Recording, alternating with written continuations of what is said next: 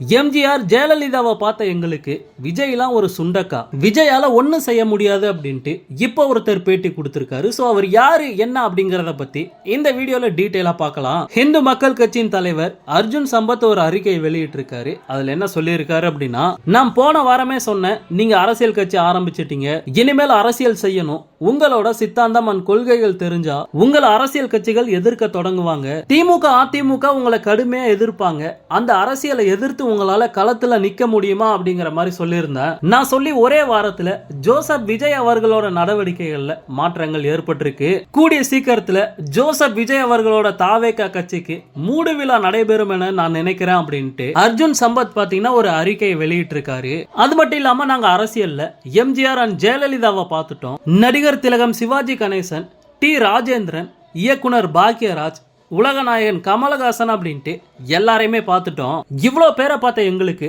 நீங்க எல்லாம் சுண்டக்கா மாதிரி அரசியல்னா விளையாட்டா போச்சா? அதுல முதலமைச்சர் அப்படிங்கிற வார்த்தை உங்களுக்கு காமெடியா இருக்குதா? அரசியல் அப்படிங்கிறது மக்களுக்கு சேவை செய்யறது, இதுக்காக போராடணும், போராடி ஜெயிலுக்கு போகணும், ஜெயிலுக்கு போயிட்டு வந்த உடனே முதலமைச்சர் பதவியை தூக்கி மக்கள் கொடுத்துட மாட்டாங்க. சோ அரசியல் அப்படிங்கிறது சாதாரணம் இல்ல.